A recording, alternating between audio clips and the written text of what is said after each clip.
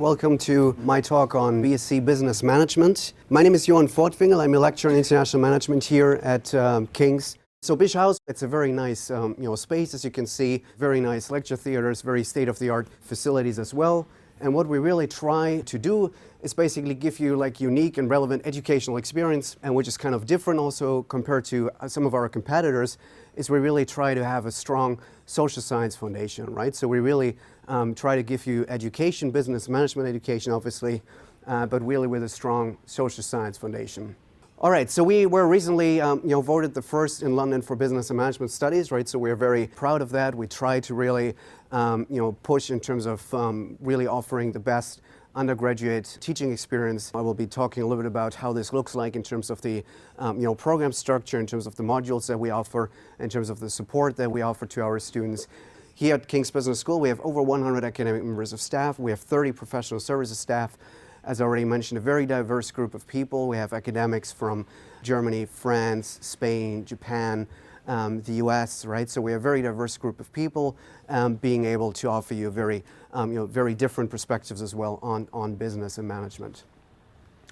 All of our academic staff is involved in research and teaching, and I will be talking a little bit more about this momentarily also in terms of, what is it, what research do we do, and why is it important that we are very research active? Why is that important for you as possible students, as potential students? Why should you care about the research quality, not only the teaching quality, but also the research quality. So for those of you who are not from London, you will still recognize some of the iconic buildings, obviously, right? So we are really located in the heart of London, right? We are really right into in the center. So Busch House is actually here. So number 2, I think, is Busch. Yeah, exactly, King's Busch House. So we are really in the center of a very thriving, city. I think what is really unique about London is it has, the financial hub. It has a business hub. It has the, political hub. Being a capital of a big, big country, obviously. And it also has, the cultural hub, and I think those things coming together is really unique and makes it a very thriving and exciting city to live in and to study in as well. We are a civic university in the heart of London, right? So we are located very close in the city centre. We are very close to Square Mile, London's hub of international commerce. So what we really take pride in as itself is not only being really excellent in terms of teaching, but also excellent in terms of research, right? So 82 of our research is world leading or excellent according to the latest Research Excellence Framework, which was conducted in 2014. There's another ranking coming out in 3 years, I think. And we will again be very high in terms of the rankings, very highly ranked based on our research outputs, right? The number of outputs, but in particular the quality of outputs, right? And why is that important to you? Because it shows that we really conduct world-class research. We're really sort of at the state-of-the-art in terms of theory, in terms of insights, in terms of also the analytical procedures, the quantitative methods, the qualitative methods that we employ in our research. It really gives you a good indicator that whatever you learn is really state-of-the-art and is not something out of a textbook which might have been which might have been published like 10 years ago, but it's maybe not really state-of-the-art and very current, right? So we really we put a lot of emphasis on research in this institution, right? So we really, every academic staff member is actively involved in research, and again, research of the highest quality, right?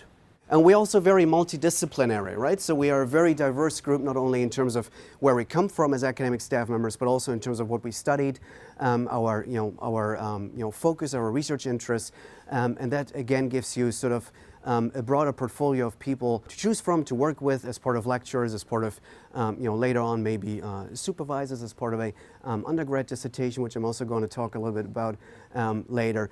So you really get a very very rich and very diverse perspective, basically, different perspectives, different disciplines, and it really offers you a very rich and full perspective on business and management, right? So we also have obviously the key subject areas. We have world-leading experts in those as well, such as marketing, accountancy, strategy, for example.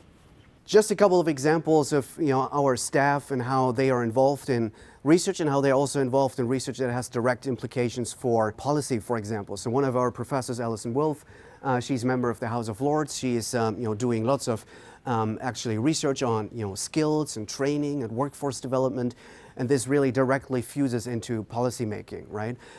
We have another professor, Stuart Barnes, who is the founder and director of a center that focuses on digital analytics, which is obviously very important in marketing, but even more important also perhaps in many new business models, right? Many of the new ventures that are being created are digital entrepreneurial ventures, and really trying to understand how they function in terms of the business model, but also how digital analytics really revamping how old businesses work as well.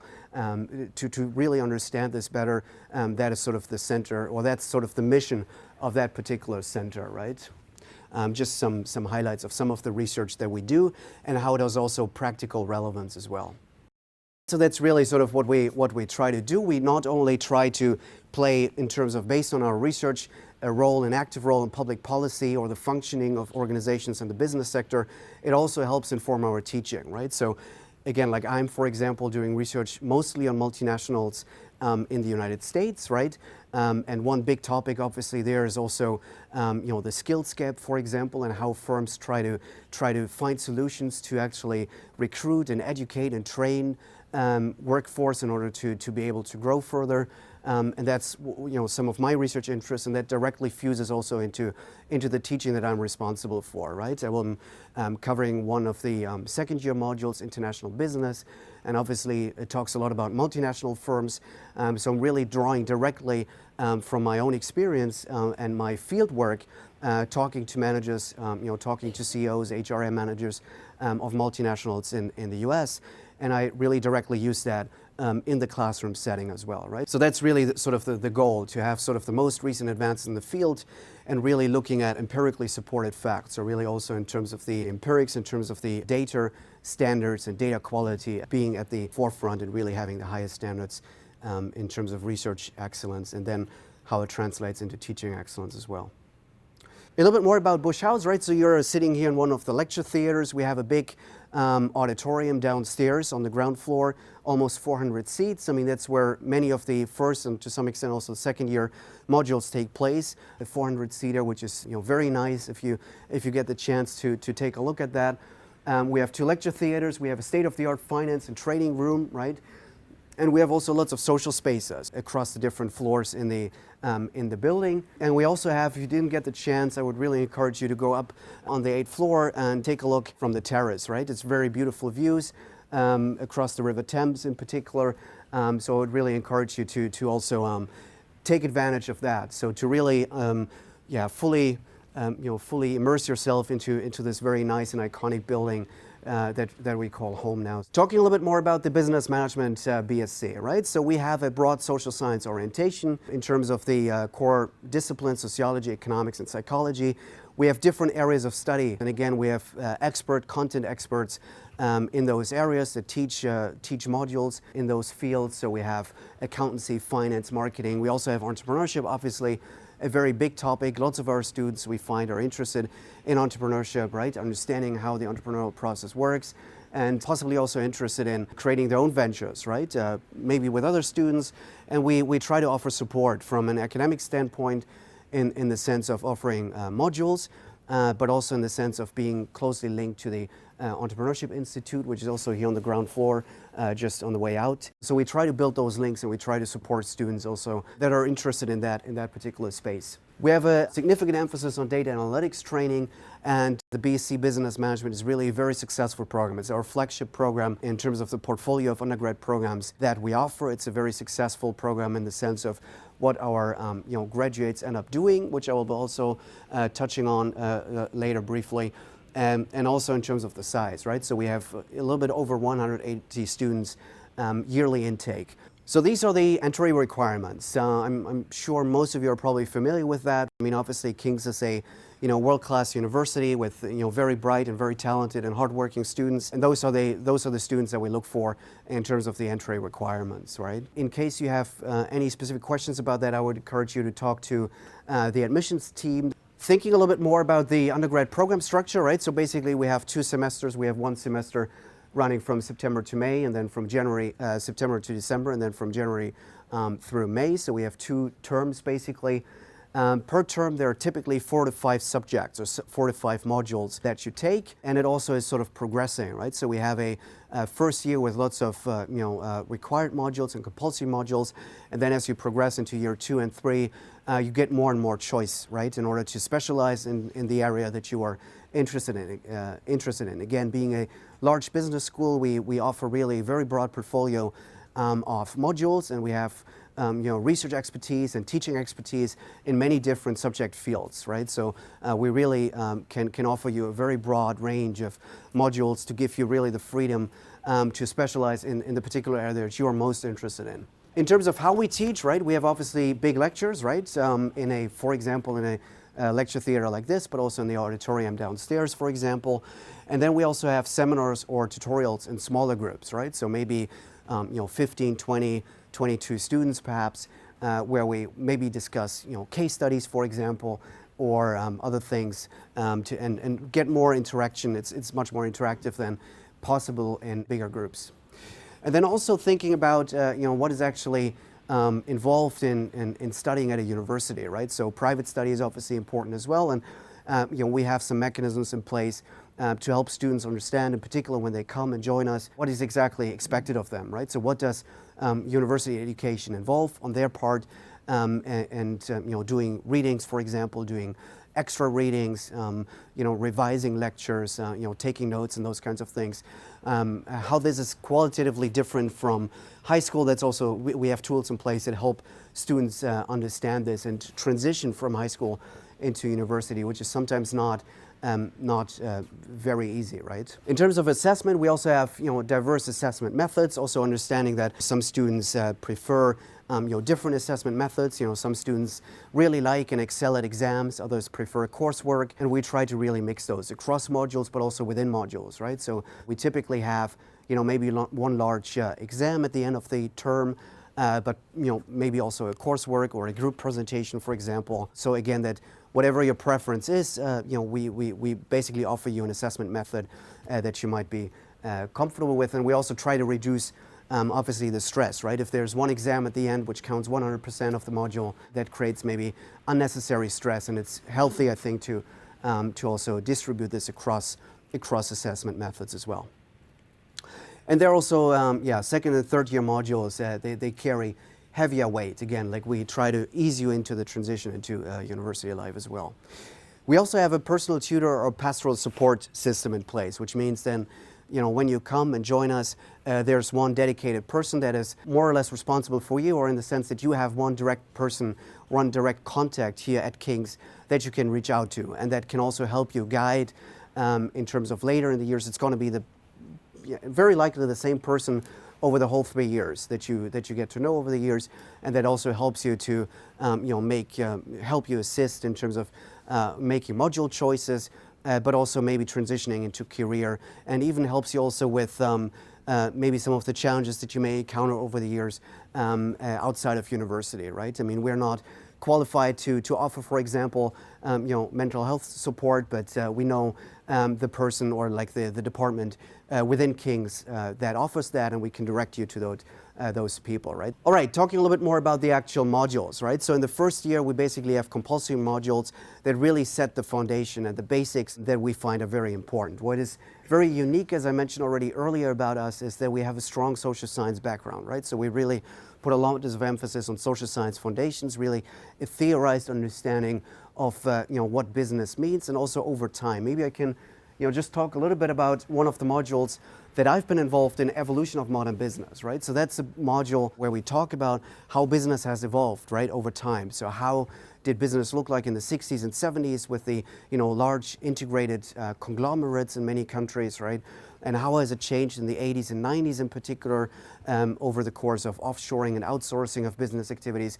And how does business look like these days, in the early 2000s, with the rise of Netflix, Amazon, very different business models, very different strategies, and also very different implications in terms of for example, the question of how work is organized, the question of how basically those this value creation is organized.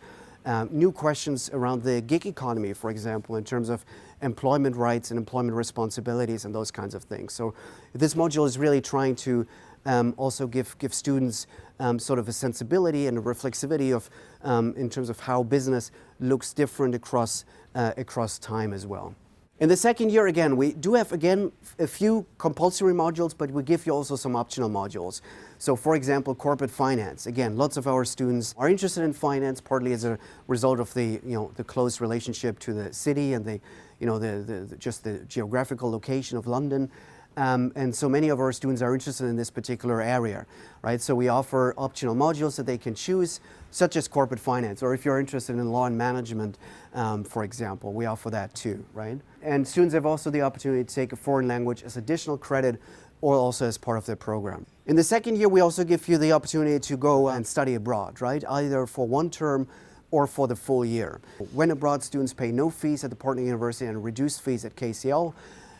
Those are some of the partner universities. I mean, the list changes a little bit from year to year. We might add, new partners, or we might, just change the list of the partner institutions that we work with. But those changes are going to be minimal, right? So you can trust that most of them will be on the list as well if you join and when you join. And that's a very diverse group, again, in terms of the geographical distribution. But what we really put emphasis on is obviously, excellence again. I mean, these are some of the, best institutions in the world, right? So, University of Toronto, for example, probably the best school, or one of the best schools in the world for strategy, right? So if you're interested in strategy, that might be one of the areas that you want to, or one of the opportunities that you want to follow. Or, as I mentioned, I'm from Germany. University of Mannheim is probably the best business school in Germany, right? We have close links to Copenhagen Business School, which is a huge and very highly ranked business school in Denmark. So we really select our partners also in terms of making sure that there is some type of fit in terms of the curricula, but also obviously that you also, when you're abroad, really receive world-class education as well. All right, in the final year, you have basically free choice. So you have lots of opportunity to really select the modules that you're interested in order to specialize further. So, for example, investment management, money and banking, digital marketing, leadership theory and practice. And you can also select that sort of a separate module. We offer the opportunity to, if you're interested in a particular research project, or if you just want to conduct your own research in terms of doing literature review, identifying a particular topic for research purposes, conducting a study, writing a report, writing basically a dissertation or a final thesis, you can do that. It's not compulsory, but you can opt for this particular module.